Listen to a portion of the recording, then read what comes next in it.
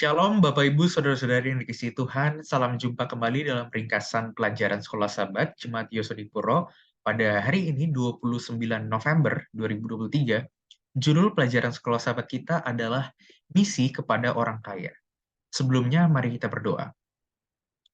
Ya Tuhan, kami terbatas dalam memahami firman-Mu, kiranya Roh Kudus-Mu memberikan kami pengertian dan juga kekuatan melalui pelajaran ini. Di dalam nama Yesus kami berdoa, amin. Bapak Ibu Saudara-saudari sekalian, ada yang unik dari pelajaran kita minggu ini dan minggu lalu. Karena minggu lalu kita belajar bagaimana misi kepada orang yang membutuhkan. Sekarang eh, kontrasnya ya atau kebalikannya, misi kepada orang yang kaya. Nah, ini unik ya. Ternyata yang menulis pelajaran Sekolah Sahabat kita minggu ini dan minggu lalu itu orang yang sama, yaitu Bapak Cliffmont Shamruden. Nah, saya yakin dan percaya bahwa dia benar-benar dituntun oleh kuasa Roh Kudus dan dia cukup open-minded, saya lihat ketika menulis pelajaran Sekolah Sahabat ini, dan melalui penuntun guru yang saya baca, itu bahwa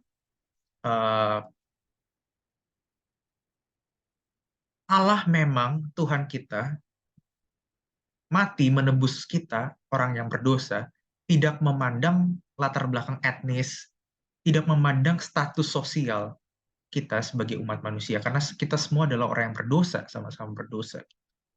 Sehingga mau dia miskin, mau dia membutuhkan, atau dia kaya, dia punya kuasa, itu sama-sama membutuhkan keselamatan yang berasal daripada Tuhan. Memang kalau kita search di internet, hati Allah bagi orang yang kaya dan berkuasa, itu kalau kita search jauh lebih sedikit pencariannya daripada hati Allah bagi orang yang miskin atau membutuhkan gitu kan. Tetapi kita semua diciptakan menurut gambar dan rupa Allah dan kita ditebus melalui darahnya, semua sama ya, sama-sama orang berdosa, maka orang kaya pun itu membutuhkan keselamatan dari Tuhan Yesus gitu. Jadi menurut saya ini pelajaran yang luar biasa penting gitu. Nah, pelajaran kali ini misi kepada orang kaya itu membandingkan dua tokoh Alkitab gitu ya, atau dua kisah di Alkitab ya. Dari Matius 19 ayat 16 dan 22 itu tentang orang muda yang kaya yang mana dia menolak ya panggilan Yesus untuk mengikuti dia. Kalau kita baca di penuntun gurunya gitu, bagaimana eh, kekayaan daripada orang muda yang kaya ini menjadi penghalang untuk menyerahkan hidupnya kepada Yesus. Tetapi, walaupun orang muda yang kaya itu menolak ajakan Yesus di Markus 10 ayat 21, ya, Yesus memandang dia dan menaruh kasih kepadanya. Ya, jadi Yesus tetap mengasihi dia. Ya. Hanya karena Yesus meminta dia untuk menjual semua miliknya dan memberikan kepada orang miskin, sebelum mengikuti Yesus, ya tidak berarti bahwa orang kaya itu tidak bisa menjadi murid Yesus. Tetapi dalam kasus ini, masalahnya adalah kekayaan pemuda yang kaya ini menjadi penghalang dia untuk menyerahkan hatinya kepada Tuhan.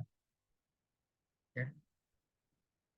Nah, jadi hati pemuda yang kaya ini begitu terpikat oleh kekayaan yang luar biasa sehingga menjadi objek kesetiaan yang utama.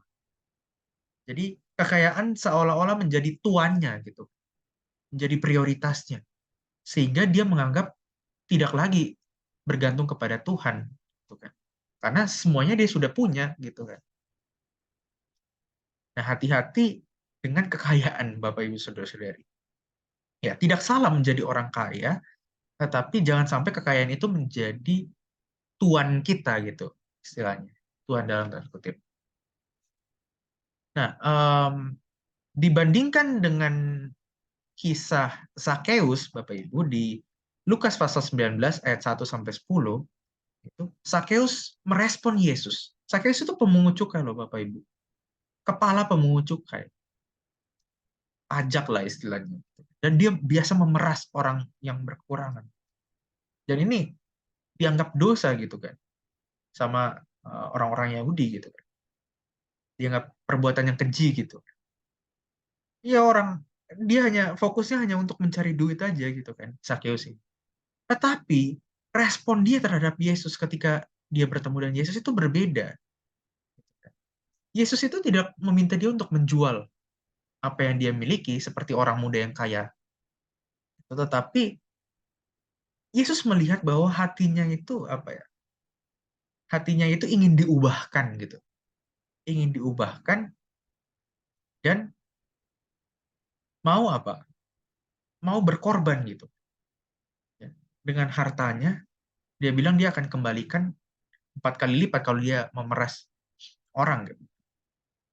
Dan dia akan berikan hartanya gitu. Luar biasa ya bagaimana pengaruh dari Yesus gitu kan dapat membuat orang yang kaya ini apa ya respon Yesus dengan cara yang luar biasa gitu ya.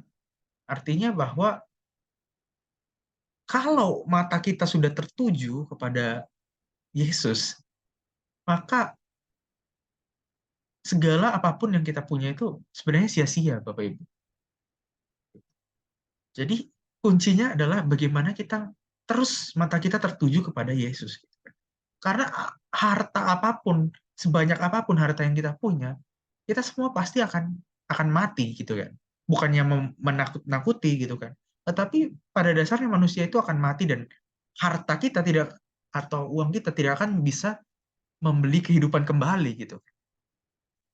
Jadi orang kaya ini membutuhkan keselamatan yang hanya daripada Yesus. Dan bagaimana kita membawa misi bahwa Kristus mengasihi mereka juga yang kaya, ya. Dan bagaimana Kristus mau untuk menyelamatkan mereka yang punya harta berkelimpahan dan punya kuasa ini. Kira-kira pelajaran ini memberikan kita pemahaman, kekuatan, dan juga pelajaran yang penting bagi kita. Tuhan Yesus memberkati. Amin.